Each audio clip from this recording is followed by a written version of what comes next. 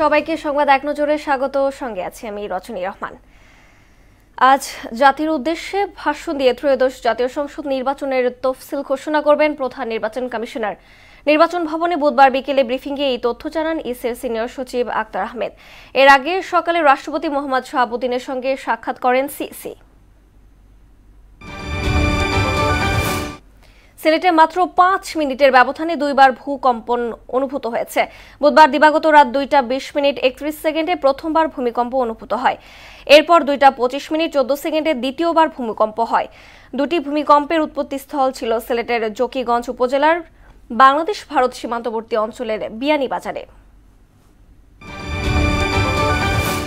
৯ ডিসেম্বরের মধ্যে স্বয়ংসম্পূর্ণ চাকরি বিধিমালা প্রণয়ন ও প্রকাশ না করায় শুক্রবার সকাল ৭টা থেকে সর্বাত্মক কর্মবিরতি এবং সব ধরনের যাত্রী সেবা বন্ধ রাখার ঘোষণা দিয়েছেন ঢাকা ম্যাস ট্রানজিট কোম্পানি লিমিটেডের নিয়মিত কর্মকর্তা কর্মচারীরা।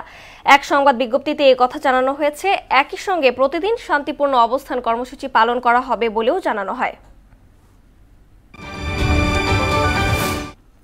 সপ্তাহের ব্যবধানে ঢাকায় শীতের উপস্থিতি আরও স্পষ্ট হচ্ছে। বুধবার সকাল ৬টায় রাজধানী তাপমাত্রা নেমে আসে ১৬ ডিগ্রি সেলসিয়াসে।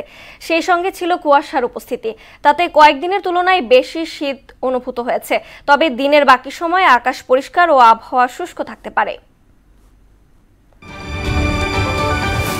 এখনো উদ্ধার হয়নি রাজশাহীর তানোরের নলকূপের প্রায় ৫০ ফুট গভীরে আটকে পড়া শিশু সাজিদকে।